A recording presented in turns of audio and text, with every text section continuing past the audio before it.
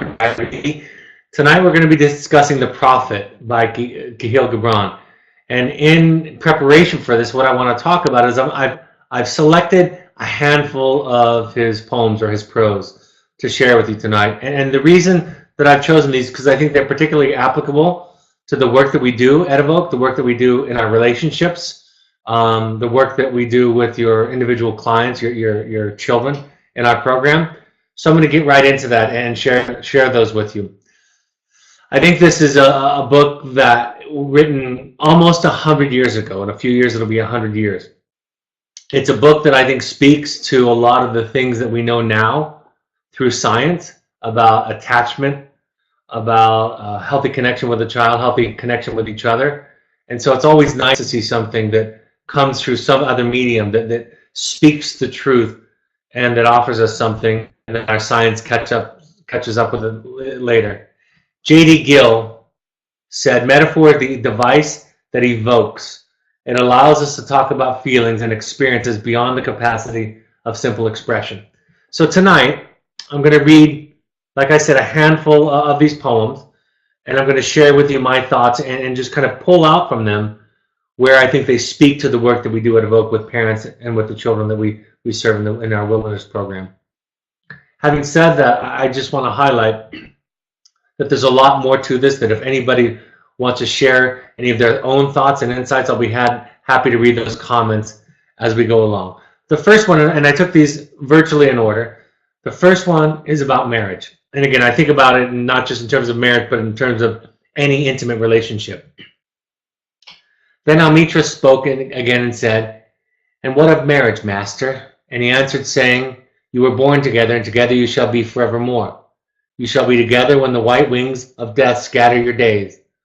Aye, you shall be together even in the silent memory of God. But let there be spaces in your togetherness, and let the winds of the heavens dance between you. Love one another, but do not make a bond of love. Let it rather be a moving sea between the shores of your souls. Fill each other's cup, but drink not from one cup. Give one another of your bread, but eat not from the same loaf. Sing and dance together and be joyous, but let each of you be alone. Even as the strings of a lute are alone, though they quiver with the same music. Give your hearts, but not into each other's keeping. For only the hand of life can contain your hearts, and stand together, yet not too near together. For the pillars of the temple stand apart, and the oak tree and the cypress tree grow not in each other's shadow." A lot of times we talk about this idea of a healthy relationship, this idea of intimacy, and you can hear throughout this particular poem the theme of separateness in your togetherness. Right? When I talk about, or when psychologists talk about healthy detachment, they're talking about the fact that if we're caught up in each other's space, in each other's drama, and each other's reactiveness, even the idea that sometimes we believe, growing up believing that it's my job to take care of you at a fundamental psychological level, that we're really not creating healthy intimacy. I talk about this idea that the first ingredient in intimacy is a well-developed self. And that intimacy is the joining of two selves, the connection between two selves. It's not a oneness, right? It's not an overlap. I teach all the time in parenting how that over-identifying with your children is the most significant, severe form of abandonment. Because when you, by definition, over-identify with somebody, you don't see them. You only see yourself. In a relationship where one over-identifies with another, the other is altogether lost in the equation. So it's this idea. And it can be scary. If we grew up in a home where relationships were about fusion and about oneness, and everybody had to be happy with each other all the time. Everybody was made to feel responsible for each other's emotions. Parents made children feel responsible for their sense of pride or disappointment or frustration or anger or sadness or happiness. Right? That old adage of a parent is only as happy as their least happy child. All of those things, when taught in a family, actually prevent intimacy. And what Gibran is talking about here is this idea that for there to be intimacy, for there to be quality in a marriage or in a relationship, we have to be separate. There has to be some space between us in our togetherness. So I thought that one, although it spoke about marriage and not necessarily children, I think it applies. This is one that is my favorite, and I think about this all the time. When I would teach parent meetings weekly, long before webinars, long before podcasts, I would end with this every time, with every new group of parents. And a woman who held a babe against her bosom said, "Speak to us of children." And he said, "Your children are not your children. They are the sons and daughters of life's longing for itself. They come through you, but not from you. And though they are with you, yet they belong not to you. You may give them your love, but not your thoughts, for they have their own thoughts. You may house their bodies, but not their souls, for their souls dwell in the house of tomorrow, which you cannot visit, not even in your dreams. You may strive to be like them, but seek not to make them like you. For life goes not backward, nor tarries with yesterday. You are the bows from which your children as living arrows are sent forth. The archer sees the mark upon the path of the infinite, and he bends you with his might, that his arrows may go swift and far. Let your bending in the archer's hand be for gladness, for even as he loves the arrow that flies, he loves also the bow that is stable." Again, this is 95 years old, this poem, but it speaks to the challenge of American families today, and families of other nations, of course, at the same time. This idea that we raise our children, but we don't own them, that they aren't an extension of us, that there's separateness in that relationship, and that's a psychological, emotional, and spiritual separateness. That we can set a model for them, but there's a letting go process that has to occur to it, of course. That we can't give them our thoughts, right? I talk about that all the time. That when parents try to give their children their thoughts, they take over the child's self. And our job, and he says it more poetically than I will, but our job as parents is to help develop a healthy self in our children. I think there's this wonderful empathic statement about our role toward the end, when he talks about that we are the bows from which these arrows are sent forth, that your higher power, the universe, life, sees the goal, sees the target, and he bends you. That's the pain that you go through as a parent. That's the transformation that parents go through in this process, that comes only through suffering and pain and difficulty, that transforms us into something different. And also recognizing that the universe, whatever your version of a higher power is, that your higher power loves and cares for you too. That you matter. That your journey, while in a different role in the relationship with your child, that it matters. So that idea of one of the greatest mistakes is the unlived life of a parent. So I think it's it's almost one, in fact, I have a picture with this printed on it that I have in my office that I keep and look at. It's fantastic. Joy and Sorrow is the next one I want to read. And I think this speaks a lot to, I think as parents, our temptation, as people, our temptation is to hope for only joy, right? That sorrow is something to be avoided, to be medicated, to escape from. Then a woman said, "Speak to us of joy and sorrow." And he answered, "Your joy is your sorrow unmasked.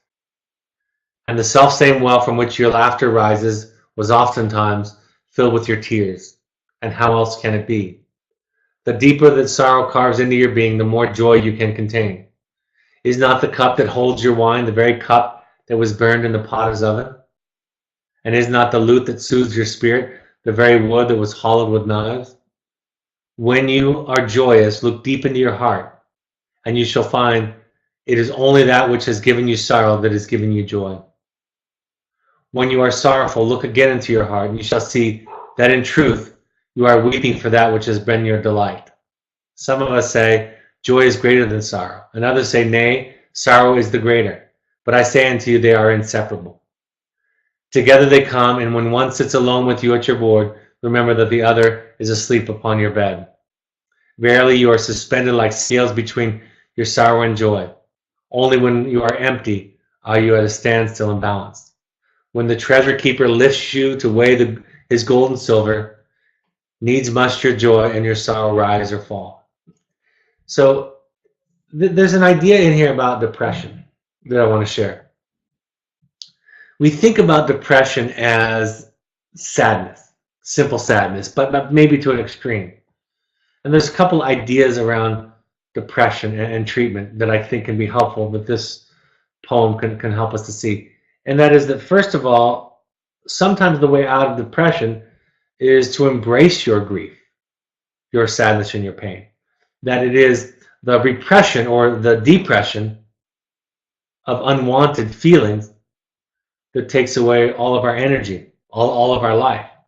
We have this imagining that if you can imagine a dam at a river, we have this thought that if we can dam up the negative emotions, maybe by self-medicating, maybe by ignoring them or burying our head in the proverbial sand, that if we can do that, that somehow we can be happy. But when you take away, water flows and is one.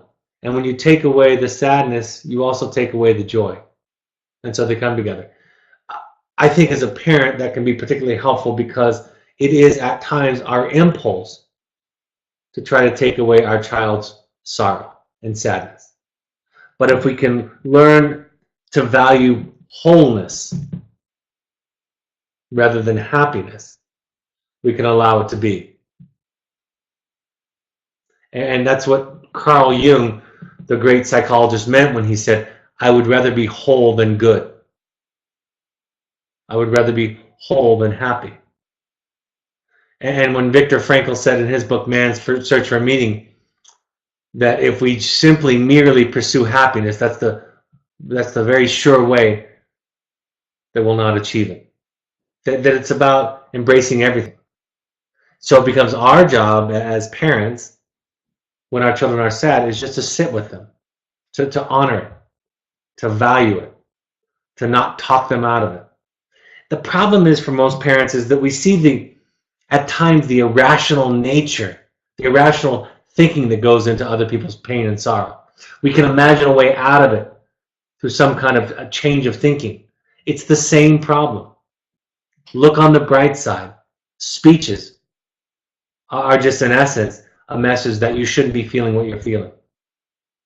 That if you thought about it differently, you would be happy. Think about it this way. Messages, while we might imagine they come from a loving place, they come from a lack of capacity to embrace wholeness. And I think that's what this poem particularly speaks to me, is the interconnectedness. Very related to that is the next one on pain. And a woman spoke, saying, tell us of pain. And he said, your pain is the breaking of the shell that encloses your understanding. Even as the stone of the fruit must break, that its heart may stand in the sun, so you must know pain. And could you keep your heart in wonder at the daily miracles of your life, your pain would not seem less wondrous than your joy. And you would accept the seasons of your heart, even as you have always accepted the seasons that pass over your fields. And you would watch with serenity through the winters of your grief. Much of your pain is self-chosen.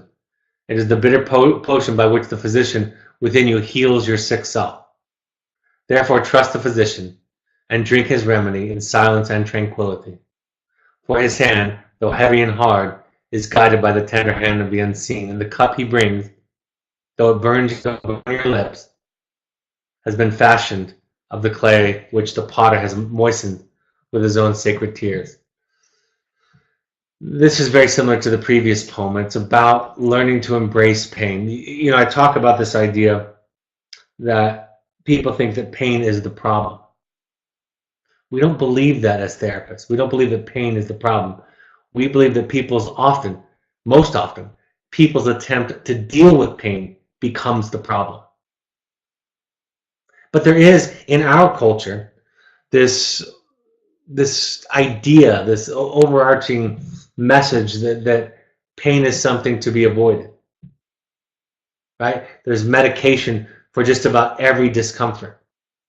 I've shared this before, but when I was training for marathons and Ironman triathlons, long distance races, I asked a friend of mine who was an ultra distance runner, I said, what wisdom do you have for me? And he said, when you're training, this is the only thing he said. He said, when you're training and you feel something, some kind of pain, concentrate on it. Don't ignore it. Don't try to compensate for it, because either it's an injury that needs your attention or it'll go away. So concentrate on it. In Western philosophy sometimes, in Western culture sometimes, we try to avoid pain. Ironically, and he pointed this out, when we try to compensate for pain when we're training, we're more likely to create an injury. My daughter, after coming back from a knee surgery, went to the trainer that we go to as a family, the physical trainer, where we exercise. And we were running short sprints. And he stopped her and he said, you're not ready to run. And she said, why? And he said, I can tell that you're limping. I can tell that you're favoring your knee. So you're not quite ready yet. We'll do some other exercises to strengthen it. And I'm afraid if you keep running favoring your knee, in other words, trying to make it not hurt, you're actually going to get injured in the process. And isn't that the way that it is? What we do to protect ourselves from pain is the thing that causes us the injury and causes our loved ones to hurt also. So this is about embracing wholeness, everything. Sometimes I say to the families that I work with, to the parents that I work with, that one of the most common ideas that I challenge parents with is that they don't value the suffering, the struggle, the mistakes enough. And when you can learn to value the old adage, 2 steps forward, 1 step back, learn to value the 1 step back. Learn to be patient. Learn to sit with it. What does it have to teach you? What does it have to offer? If we just think about things as behavioral change, we miss the messages that our mistakes, that our setbacks have to offer us. And then there's a compassion about this in this one, right? There's a compassion to the fact that, yes, some of our pain is self-chosen, and it can teach us. That's not a judgmental statement. It can teach us something. The next one I'm going to share with you is self-knowledge. And a man said, speak to us of self-knowledge. And he answered, saying, your hearts know in silence the secrets of the days and the nights, but your ears thirst for the sound of your heart's knowledge. You would know in words that which you have always known in thought. You would touch with your fingers the naked body of your dreams. And it is well you should. The hidden wellspring of your soul must needs rise and run murmuring to the sea, and the treasure of your infinite depths would be revealed to your eyes. But let there be no scales to weigh your unknown treasure, and seek not the depths of your knowledge with the staff of a sounding line. For self is a sea, boundless and measureless. Say not, I have found the truth, but rather, I have found a truth. Say not, I have found the path of the soul. Say rather, I have met the soul walking upon my path.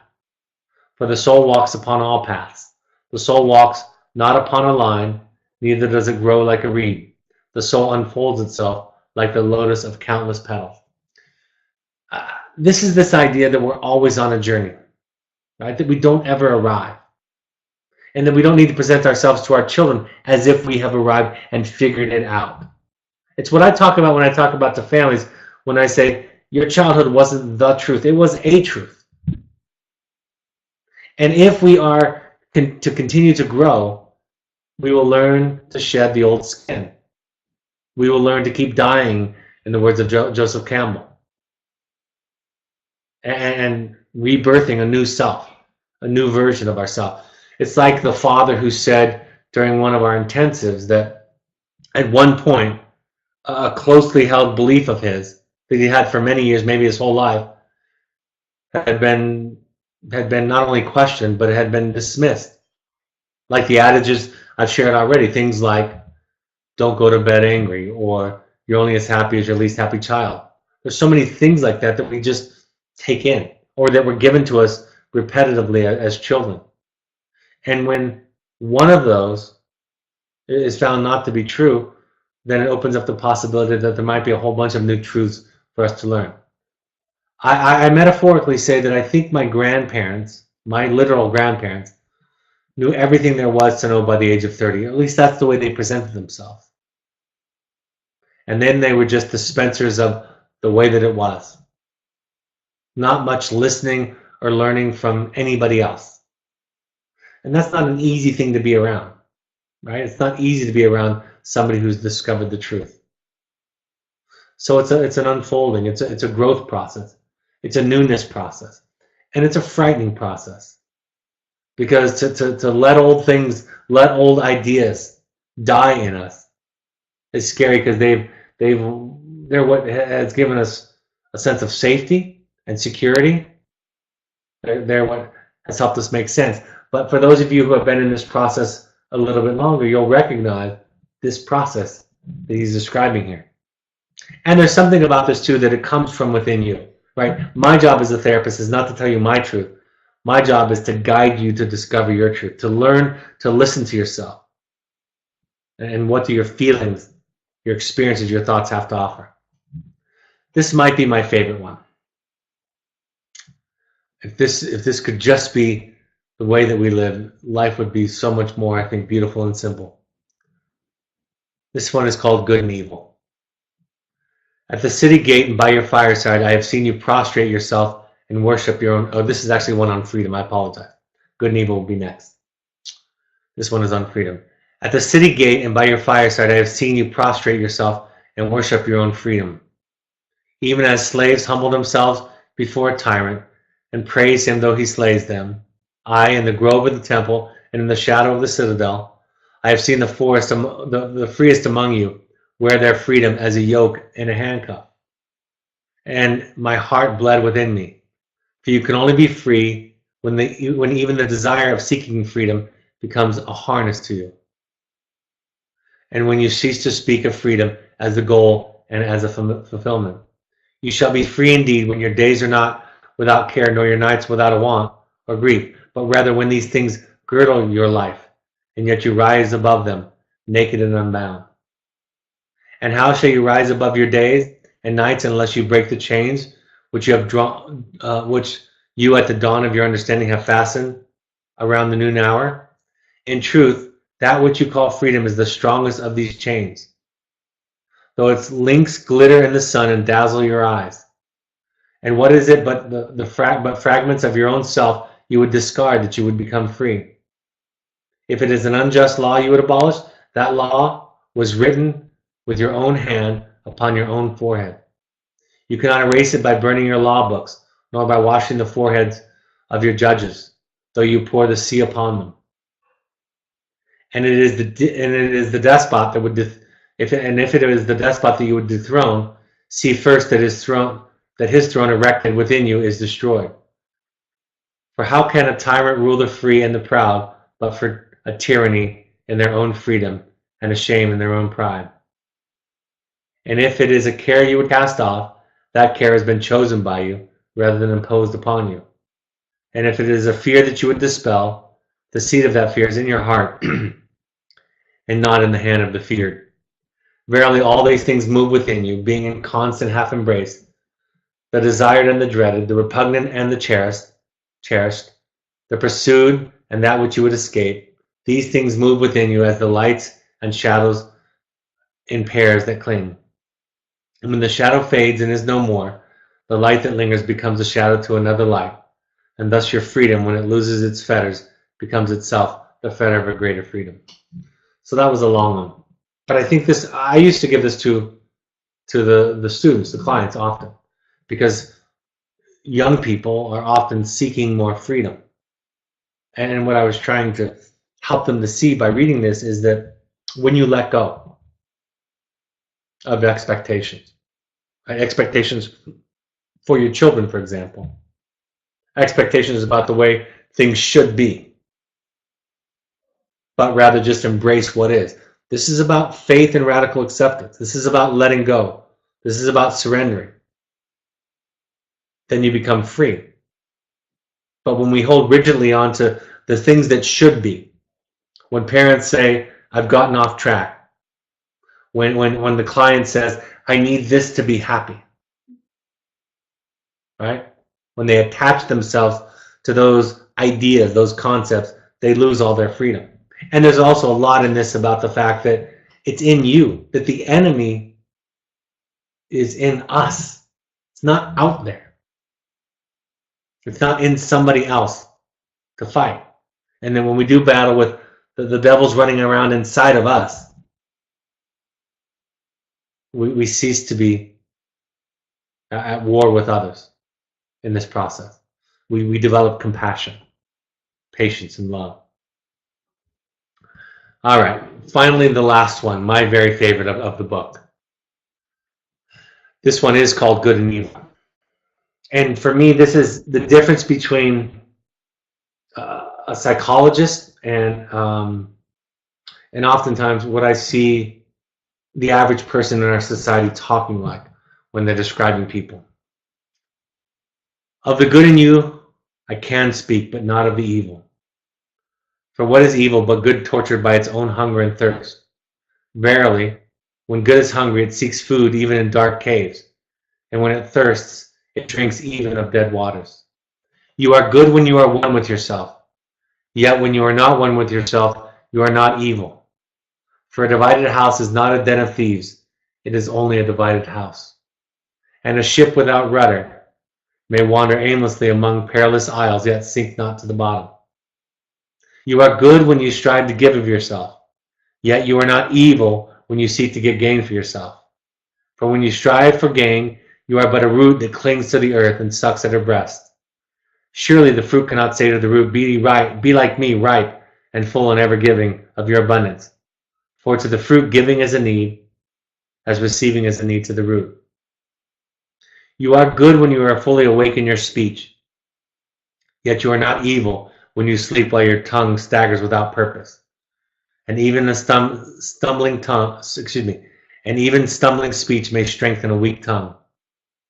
You are good when you walk to your goal firmly with bold steps, yet you are not evil when you go thither limping. Even those that limp go not backward. But you are strong and swift. See that you do not limp before the lame, deeming it kindness. You are good in countless ways, and you are not evil when you are not good. You are only loitering and sluggard. Pity that the stags could not teach swiftness to the turtles. And your longing for your giant self lies your goodness, and that longing is in all of you. But in some of you, that longing is a torrent rushing with might to the sea, carrying the secrets of the hillsides and the songs of the forest. And in others, it is a flat stream that loses itself and angles and bends and lingers before it reaches the shore. But let not him who longs much say to him who longs little, wherefore are you slow and halting? For the truly good do not ask the naked, where is your garment, nor the homeless, where has befallen your house? So this one is important. This is the way that I think about clients. This is the way I aspire to think about everybody. When I see people do horrible things to other people, in my moments, I try to remember this idea. It doesn't take away from the pain. It just doesn't turn the pain into anger and judgment. It keeps pain in its purest form, right? It's hurt and it's sadness and it's grief.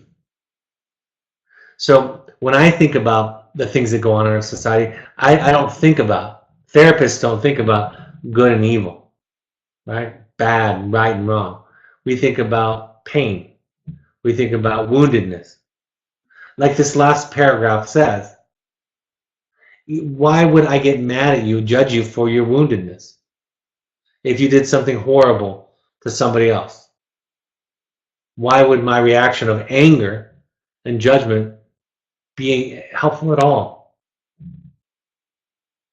The truly good do not ask the naked, where is your garment, nor the houseless, where has befallen your house? So I think part of the shift that therapy can offer, that treatment can offer, is to help parents move from this kind of moralistic paradigm to this mental health paradigm. In addiction, I think they do it pretty well. They talk about addiction as a disease. Well, guess what? They're all diseases. They're all brain disorders. Most of them have their roots in trauma. If not acute trauma, then low-grade, common, cold trauma, everyday trauma. Some parents will say, well, my child didn't have it that bad. But we don't get to decide how somebody feels. My favorite definition of trauma is anything less than optimal. And that really opens it up, doesn't it? Nobody has an optimal childhood. Nobody has an optimal life. And what I'm so grateful for as a therapist treating children, as a therapist working with parents, as a client myself, is this idea that offers me the ability to feel compassion toward others and toward myself. And when I find myself beating myself up or judging somebody else because of what they've done, because it was hurtful or ill-advised, or seemingly it had a motive to injure somebody else, my thought is they're hurting also. They're the most unhappy. And it's true that the people that need love the most are the hardest ones to give it. But it's also true that they need it the most. So this is, I think if we could think of each other in our culture, our society, and in the world in this way, we could do a lot more to heal each other. And hopefully that's what some of your understanding and insight about your child's addiction, depression, anxiety, trauma, cutting, body dysmorphia, school refusal, hopefully some of the therapeutic understanding that you have around that helps you to see that they're not evil. They're just divided. They're not evil. They're just struggling and they're eating from dead waters. That's what happens. So you of course, I encourage you, if you haven't, I imagine most of you have heard of the book. If you haven't, pick it up. There are others that I think are just as meaningful and applicable to different parts of our life. Those are the ones that I chose. And it's also nice to give to a client, a student out in the wilderness, because it is poetic, because it is metaphor. It helps us to understand how far along they are, and it helps them to come to some of their own conclusions, because metaphor offers itself where it meets you where you're at, like parables and storytelling do. All right, if there are any questions, I'll go to some upcoming events, and then I'm happy to share any questions or answer any questions. We would like all parents to go to 6 12-step support groups, either Al-Anon, Codependence Anonymous, or Families Anonymous. You can Google any of those, and you can find meetings in your area. So we would like you to go to 6 while your child is with us. You can also go to NAMI.org, and there you can find resources and classes in your area. If any of you live in the Connecticut area, please email me directly, brad@evoketherapy.com. Happy to share with you somebody who's offering a lesson who's been through some of what you all have been through. You can listen to all of these broadcasts via the podcast app on your iOS or Apple device by opening up the podcast app and searching Evoke Therapy Programs and then following us there. On Android devices, download the SoundCloud app and search Evoke Therapy Programs. Follow us on Twitter and Instagram. On Facebook, you can find us by searching Evoke Therapy Programs. The Second Nature Alumni Foundation on Facebook can be found by searching it there. And then, of course, our blog. My book, The Journey of the Heroic Parent, is available on Amazon. There are also audio versions of it available there. I have half of the upcoming workshops for 2018. So we would like, if you can possibly attend, this is something we ask every parent that can, to come to these workshops. So the first one, the next one will be in January 20th and 21st. To come to that, it's an experiential workshop, multi-family group. You get to experience a little bit about what your children experience. This is January 20th is going to be in Oregon, and then every other month it'll be at Entrada in our Southern Utah program.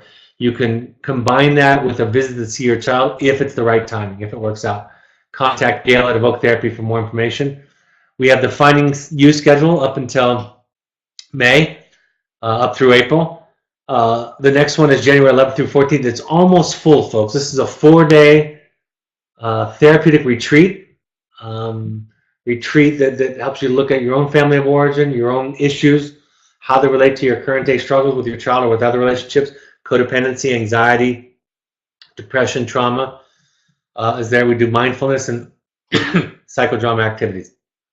You can also schedule a private family intensive, and you can contact us by emailing, intensives@evoketherapy.com.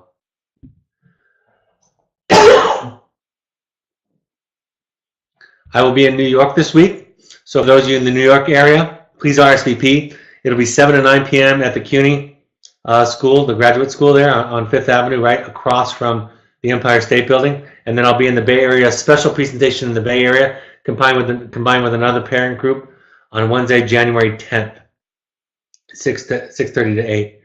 Email Andrea at evoketherapy.com for more information or to RSVP.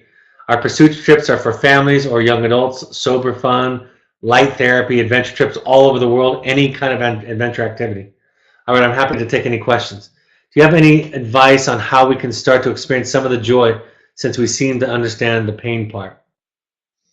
It's a good question. My answer is surround yourself with people who have been on the journey. That's Al-Anon. That's Codependence Anonymous, Families Anonymous. For me, it's therapy. It's my own personal work. And as you know, and I know you've been on for a while now, it's a shift in thinking. And so we have to surround ourselves with people who think differently, with people that are on this path, maybe farther along on the path.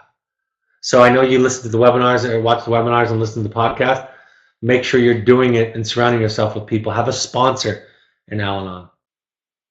I've had a lot of parents, hundreds of parents, tell me that when I shared with them early in the process that this work can be something that they eventually become grateful for, they look at me and they say, initially, they say that they looked at me and thought I was crazy, or they just didn't like it, and later on, they were able to find its sweetness and its joy.